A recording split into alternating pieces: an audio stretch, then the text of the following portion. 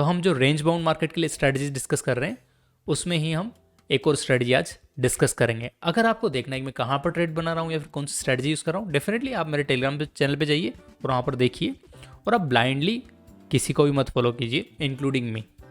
आपको खुद का दिमाग हमेशा ओपन रखना है। ऐसा नहीं हो कि उसने कॉल दे दिया तो उसके हिसाब से ट्रेड करेंगे, उसने बोल दिया तो उसके हिसाब से ट्रेड करेंगे। नहीं भैया, you have to use your own mind. तो वही फिगर्स आपके पास रहेगा, आप उसको पढ़ लीजिए, आप उसको इंटरप्रेट करने का कोशिश कीजिए।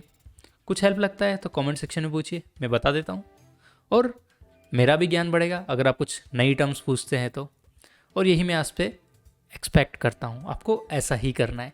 चलो तो टाइम ना वेस्ट करते हुए डिस्कस कर लेते हैं एक और strategy, neutral bearish on volatility market के लिए, इसका मतलब रेंज बाउंड मार्केट के लिए। आज जो स्ट्रेटजी डिस्कस करने वाले हैं वो है शॉर्ट स्ट्रैंगल। स्ट्रैंगल का मतलब ये होता है गला दबाना। आप देखे रहेंगे जो स्ट्रैंगल करते हैं ना, उसको गला दबाना बोलते हैं। तो इससे आप एक याद रख सकते हैं, ओके इसका मतलब ये होता है कि गला दबाना, तो इससे शॉर्ट स्ट्रैंगल। वेल, इसका जो शेप बनेगा उसमें भी कुछ सिमिलरिटी होगी। अगर आपका कोई गला दबाने के लिए कैसे करता है, ऐसे पकड़ के ऐसे वैसे खींचता है ना, वैसा वाला कुछ शेप बनेगा, वो मैं थोड़ा बता दूंगा। ये सिर्फ आपको याद रखने के लिए, आप ज़्यादा मत सोचिए उसके बारे में, जस्ट आपको याद रखने के लिए। चलो इसके बारे में कुछ पॉइंट्स डिस्कस कर लेते हैं। तो यहाँ पर जो पॉइंट्स डिस्कस करने वाले, फर्स्ट वो है कि हमारा व्यू मार्केट के प्रति है कि मार्केट में वॉलेटिलिटी कम रहेगी, मार्केट कम मूव करेगा और वो एक रेंज में ही मूव करेगा। तो हमको उस रेंज में अगर मूव किया तो हमको प्रॉफिट होना चाहिए उस एक्सपायरी पे। यही स्ट्रेटजी हम यहाँ पर अप्लाई करेंगे। हमारा जो व्यू मैंने बता दिया, यहाँ पर क्या करते हैं हम, out of the money, slightly बोल रहा हूँ, ज़्यादा आउट ऑफ द मनी नहीं जाना है। थोड़ा सा out of the money call और थोड़ा सा out of the money put, मतलब 100 ऊपर ले लीजिए इन द मनी से या एट द मनी से, और वहाँ पर आपको सेल करना है। वेल, जितना दूर आप सेल करेंगे उतना आपके पास एरिया बन जाएगा मूव करने को। मतलब मार्केट उसके बीच में एंड हुआ तो उसको आपको प्रॉफिट होने की संभावना उतनी ज़्यादा हो जाती है, बट जो अमाउंट मिलता है वो फिर रिड्यूस होता जाता है जितनी ज़्यादा आप रेंज वाइड लेते जाते हैं। चलो तो थोड़ा और डीप में डिस्कस करते हैं और उसके ब्रेक इवन पॉइंट्स और करंट मार्केट का एग्जांपल भी देख ही लेते हैं। अगर आप यहाँ देखेंगे तो यहाँ पर हम दो पोजीशन बनाएंगे, एक कॉल साइड एक पुट साइड, और दोनों आउट ऑफ द मनी रहेगा। आउट ऑफ द मनी ज़्यादा नहीं जाना है, slightly out of the money जाना है। यहाँ पर मैं एक एग्जाम्पल के साथ बता दूंगा तो अपने को पता चल जाएगा। हमारा व्यू ये है कि लेस वॉलेटाइल होने वाला है मार्केट। सी, अगर बहुत ज़्यादा वॉलेटिलिटी होती है तो ये रेंज बाउंड स्ट्रेटजी आपको नहीं अप्लाई करनी है। अभी हमारा मोटिव है कि भैया हमको एक लिमिटेड इनकम कमानी है इस रेंज बाउंड मार्केट में, बट उसकी जगह अगर रेंज बाउंड की जगह बहुत ज़्यादा मूव हो जाता है तो डेफिनेटली आपको अनलिमिटेड लॉस होने के चांसेस बहुत ज़्यादा हैं। वेल, रिस्क अनलिमिटेड है, मैंने आपको बोल दिया। आपको जो मैक्सिमम प्रॉफिट होगा वो आपको टोटल प्रीमियम जो रिसीव हुआ उसके इक्वल होगा।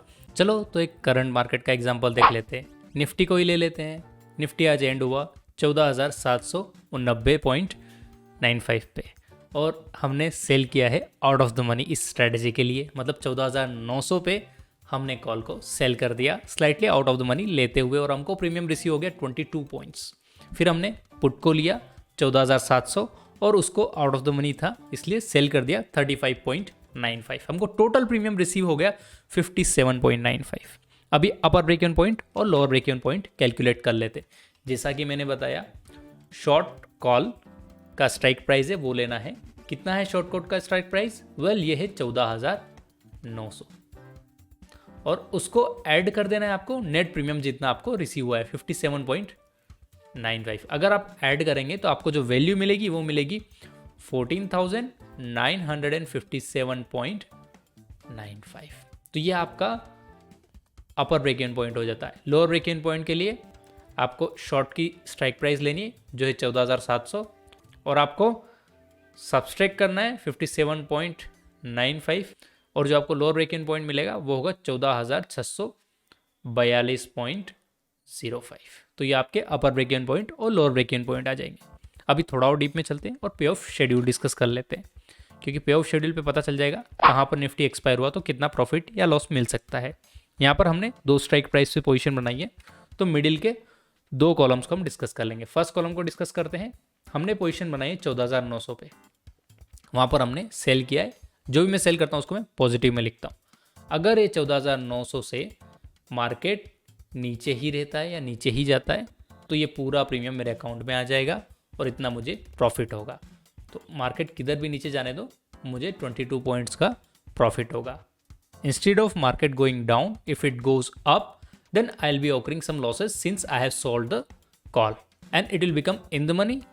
So now let's calculate how much loss will be occurring. If market moves 50 points, then we will be losing 50 points premium from our position. So now let's calculate the same thing about put position. So if you see, we have made the position at 14,700. There we have received 35.95 points premium. So if market make it out of the money, then we'll be in profit. When it will be out of the money? When market will move up. If market will move up, then put position of 14,700 will become out of the money and we'll be receiving complete premium. Let it go anywhere. Okay, we'll be receiving complete premium. What if market goes down? Then option put buyers will be earning and put sellers will be in loss. So how will you calculate? If market goes 50 points down, then you have to deduct 50 points from it. Because we have made position with one quantity, that's why we are deducting 50 only. If you have made the position with two quantity, then we would be deducting 100 if market moves 50 points down. So that's how I calculated this two column. Third column is very simple. Just you have to add this two column and you will be getting third column. Now let's draw its payoff chart. As usual, I have taken strike price on x-axis and payoff on y-axis. Let's draw the chart. So it will look something like this. And that's why I told you, it will look like you're strangling something. So if somebody is here, suppose somebody is sitting here and his neck is here, then you are strangling him. That's why this strategy is called strangle, short strangle, because we are doing short position. Well, you can make long strangle also. So instead of selling, you can buy, then it will become long strangle instead of short strangle. Well, that was about the strategy. So all the strategies which I am going to discuss in this playlist are the majority of the strategies which are available in option chain market. And if you are finding this video helpful, then hit the like button and consider subscribing this channel.